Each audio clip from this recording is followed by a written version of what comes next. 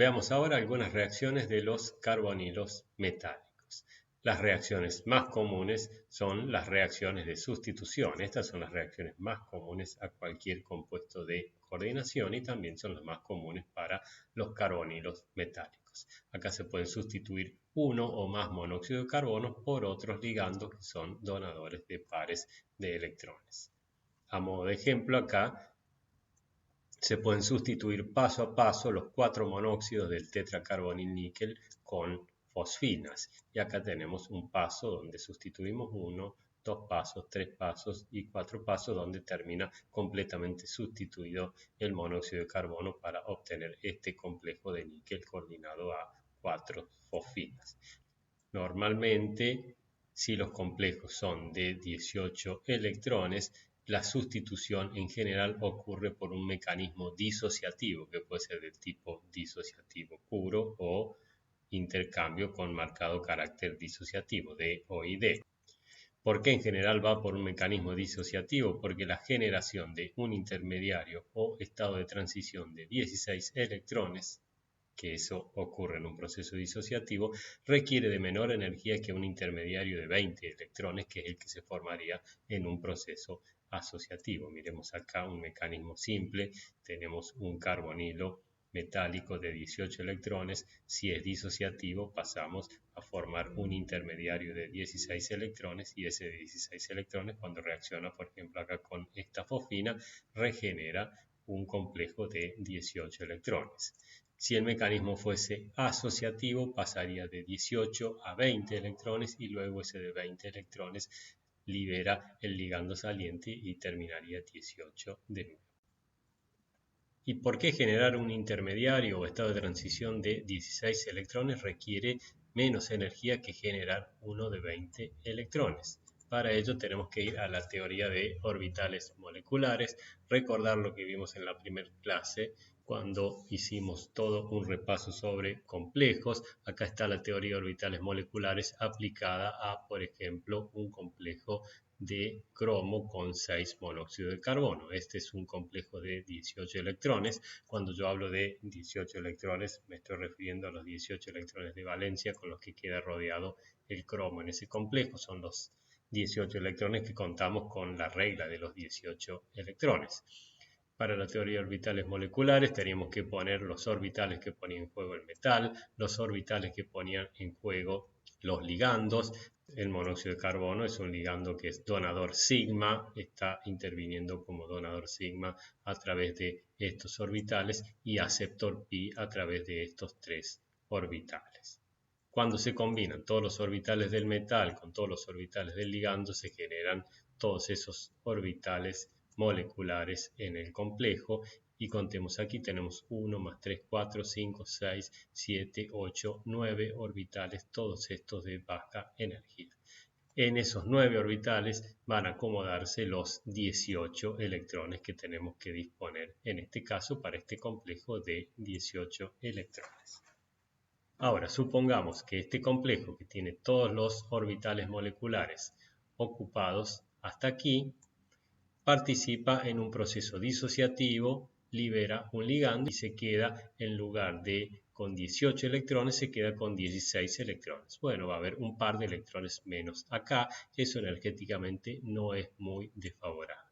En cambio, si este complejo de 18 electrones participa en un proceso de tipo asociativo, donde tiene que captar un par de electrones más porque está captando un ligando más, ese par de electrones extra tiene que venir a estos orbitales de acá arriba y eso energéticamente es muy desfavorable. Casi siempre a un complejo de 18 electrones le conviene más ir a través de un mecanismo disociativo cuando sustituye sus ligandos que ir a través de un mecanismo asociativo. Y para reafirmar esto que estamos diciendo, en general la velocidad de estas reacciones de sustitución muestra poca variación con el tipo de ligando entrante. Recuerden que eso es una evidencia típica para un mecanismo D o ID. Hay una característica muy importante, muy interesante, debida a la retrodonación, que hace que en muchos casos la velocidad de cada una de estas etapas sucesivas de sustitución se haga cada vez mucho más lenta. Si el ligando que sustituye al monóxido es buen donador de electrones, cada una de las etapas de sustitución se hace cada vez más lenta y menos favorable. Miremos este esquema acá, donde supongamos que inicialmente tenemos un carbonilo metálico. Este es el elemento de transición que estaba inicialmente unido a 6 monóxidos de carbono. Sustituimos primeramente con un ligando L y supongamos que este ligando L sea buen donador de electrones. Si este ligando es buen donador de electrones, está aportando esos electrones al metal y el metal los va a poder retrodonar a todos esos carbonilos ahí. Recuerden ustedes que la retrodonación, si bien debilitaba el enlace carbono-oxígeno, fortalecía el enlace metal-carbono. O sea que una buena retrodonación hace que se fortalezca el enlace metal-carbono y va a ser más difícil sacar un carbonilo en una segunda etapa. Ahora, cuando entraron 2 ligandos o 3 ligandos o 4 ligandos, cada vez más este metal va a tener capacidad para retrodonar esos electrones a los carbonilos restantes y esos carbonilos son cada vez más difíciles de sacar. En algunos casos, las etapas se hacen tan lentas y desfavorables que no se llega a sustitución completa. Hace un rato les dije que casi siempre o en general un complejo, un carbonilo metálico de 18 electrones sustituye sus ligandos a través de un mecanismo disociativo. Casi siempre es así, pero hay algunas excepciones y esas excepciones ocurren por particularidades que tienen algunos ligandos que están en ese complejo inicial. Por ejemplo, los carbonilos metálicos de 18 electrones que poseen además ligandos nitrosilos o ciclopentadienilos pueden sustituir los monóxidos de carbono por medio de mecanismo asociativo. Acá podrían no ir por mecanismo disociativo, muchas veces lo hacen por mecanismo asociativo. Y eso es debido a las propiedades que tienen estos dos ligandos acá, nitrosilos y ciclopentadienilos. Ya los vamos a ver mejor cuando veamos compuestos órganos metálicos, pero les adelanto, acá tenemos un ejemplo de un complejo donde el tungsteno está unido a 2 monóxidos y está unido a 2 ciclopentadienilos.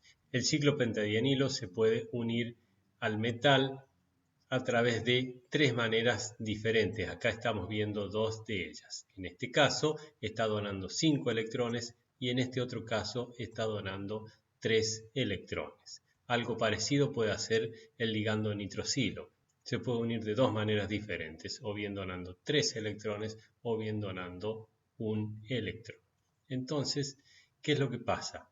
Cuando hay un complejo que va a sustituir alguno de esos monóxidos y en ese complejo hay, por ejemplo, un ciclopentadienilo que está donando 5 electrones, es probable que ese ciclopentadienilo pase de estar unido donando 5 electrones a donar 3 electrones. Entonces el complejo ese se queda con deficiencia de electrones, se queda con 16 electrones y ahí puede entrar el ligando entrante. Entró el ligando entrante, es un proceso asociativo, no se fue ningún ligando todavía y recién después, cuando se va un monóxido de carbono, el ciclopentadienilo pasa de donar 3 electrones a 5 electrones, teniendo el complejo final de 18 electrones nuevamente. Entonces, en este caso, hemos tenido un proceso asociativo donde el complejo inicial era de 18 electrones, el intermediario también de 18 electrones y el complejo final de 18 electrones. Lo mismo puede hacer algún complejo que tenga ligandos nitrosilos, porque el ligando nitrosilo puede pasar de donar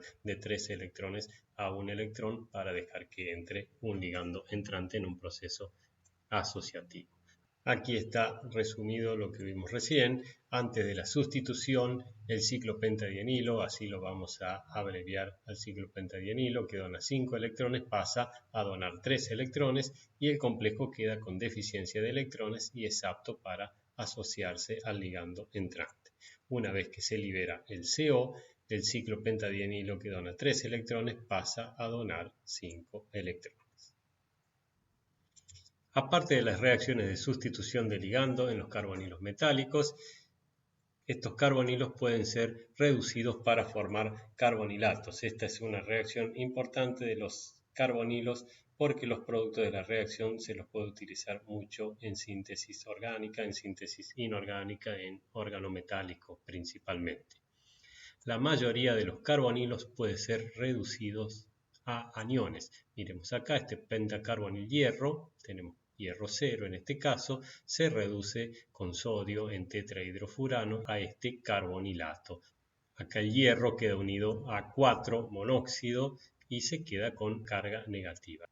Hay dos cosas importantes que tenemos que mirar aquí. Por un lado, este complejo sigue siendo de 18 electrones. Tiene dos cargas negativas extra, pero se fue un monóxido. O sea que esto sigue siendo de 18 electrones. Y por otro lado, miren cuál es el estado de oxidación del hierro. El hierro tiene un estado de oxidación de -2. Debe ser la primera vez que ustedes ven que el hierro tiene número de oxidación negativo y lo tenemos formando parte de un anión en una solución, por ejemplo, de tetrahidrofurano. Los espectros infrarrojos de este carbonilato indican que gran parte del exceso de la carga negativa está deslocalizada en los ligandos CO. Las vibraciones aparecen a frecuencias muy bajas, 1730 centímetros a la -1. Los carbonilatos son bases de Lewis o de Bronsted, tienen buena capacidad para donar electrones, o sea que son también buenos nucleófilos. Se los utiliza en síntesis y pueden sustituir halógenos de otros compuestos y generar enlaces metal-carbono y metal-metal. Miremos esta primera reacción acá, tenemos un carbonilato de manganeso. Este es un anión, es buen nucleófilo y puede reaccionar con este compuesto y sustituir directamente al yoduro. Es una sustitución nucleofílica donde el manganeso termina unido al carbono formando este compuesto organometálico. Acá tenemos otra sustitución nucleofílica con el mismo carbonilato de manganeso. Acá va a sustituir ese cloruro para el manganeso terminar unido al carbono y obtener este compuesto organometálico. En este caso ahora vamos a hacer una sustitución de este bromo que está unido a un manganeso, se va el bromuro y el cobalto termina unido al manganeso, entonces se está formando un enlace cobalto-manganeso en esta molécula. Otra reacción en la que participan los carbonilos metálicos es la reacción de oxidación, se los puede oxidar. Miremos esta reacción aquí, donde tenemos un carbonilo dinuclear de manganeso. El manganeso tiene estado de oxidación 0 en este compuesto. Si se lo hace reaccionar con bromo, cada átomo de bromo termina unido a un manganeso y se rompe el enlace manganeso-manganeso para generar estos dos compuestos. Y acá el manganeso tiene un número de oxidación +1, pasó de 0 a +1. La pérdida de la densidad electrónica en el metal aumenta mucho la frecuencia de vibración de los grupos CO. Claro, acá el metal pasó a ser +1, tiene menos electrones para retrodonar y eso hace que aumente la frecuencia de vibración de los grupos CO en este compuesto respecto a la frecuencia de vibración en este otro compuesto. A los productos de la reacción, por ejemplo este, se los usa mucho en síntesis, ver la reacción que vimos recién donde formamos el enlace manganeso-cobalto. También se puede atacar al carbono del monóxido en el carbonilo metálico con nucleófilo. Por ejemplo, ponemos a reaccionar el hexacarbonil molibdeno con este nucleófilo, el metil-litio, acá tenemos un carbanión que va a actuar como nucleófilo y el carbono ese directamente ataca a algún carbono del monóxido que está en esta molécula, dando este producto de reacción. Acá lo vemos mejor, genera un anión, terminamos metilando entonces el carbono de un monóxido. Y también podemos hacer reaccionar al oxígeno del monóxido en los carbonilos, poniéndolos a reaccionar, por ejemplo, con electrófilos. Tenemos este compuesto dinuclear de hierro que ya habíamos visto anteriormente, lo podemos hacer reaccionar con trietilaluminio para que el oxígeno termine unido a esos grupos. Miren entonces cómo el efecto de la retrodonación en estos carbonilos metálicos hace que se debilite el enlace carbono-oxígeno y entonces tanto el carbono como el oxígeno sean susceptibles a ciertas reacciones. Y esta es la última diapositiva de carbonilos metálicos. Así como el monóxido de carbono se coordina a los metales actuando como donador sigma y aceptor pi, hay muchos otros ligandos que tienen estructuras muy similares al monóxido de carbono que también se coordinan a los metales de transición de esa manera. Muchos ligandos aceptores pi, principalmente los que son isoelectrónicos con el monóxido de carbono, forman complejos con estructura y propiedades similares a los carbonilos. Y acá tenemos ejemplos de algunos de esos ligandos. El cianuro, el ligando nitrógeno 2, bueno, acá está el monóxido, sulfuro de carbono, NO+. Si sacan la cuenta, son todos isoelectrónicos con el monóxido de carbono. O sea que el diagrama de orbitales moleculares para cualquiera de estos iones o moléculas es muy parecido al del monóxido de carbono, puede ser un poco más simétrico o un poco menos simétrico ese diagrama de orbitales moleculares, pero todos ellos van a contar con el HOMO para donar electrones a través de una donación de tipo sigma y el LUMO para aceptar electrones siendo aceptores pi. Dependiendo del ligando, algunos van a ser mejores o peores donadores sigma o aceptores pi. Por ejemplo, el cianuro es mal aceptor pi y es buen donador sigma, entonces forma complejos con metales con alto estado de oxidación para poder donar a los electrones, y si los metales tienen alto estado de oxidación no tienen casi electrones para retrodonarles y les viene bien porque es un mal aceptor pi.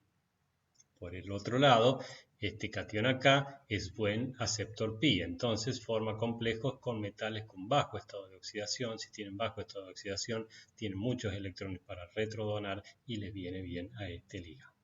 El caso del nitrógeno 2, la molécula de dinitrógeno, es un caso especial. No es tan buen ligando como el monóxido de carbono, pero se trabaja mucho para coordinar esta molécula a metales porque la retrodonación debilitaría el enlace nitrógeno-nitrógeno y facilitaría entonces la ruptura de ese enlace triple. Eso sería muy importante en catálisis para la síntesis, por ejemplo, de amoníaco a partir del nitrógeno atmosférico. Y de hecho hay organismos vivos, organismos biológicos, hongos y algas principalmente, que son fijadoras de nitrógeno, que lo que hacen es justamente ese tipo de reacción. Captan el nitrógeno de alguna manera, lo unen a alguna enzima que contiene algún metal para que se coordine el nitrógeno, eso debilita el enlace nitrógeno-nitrógeno y desencadena las reacciones que llevan a la fijación de nitrógeno. Con esto hemos terminado el tema carbonilos metálicos, carbonilos de los elementos de transición.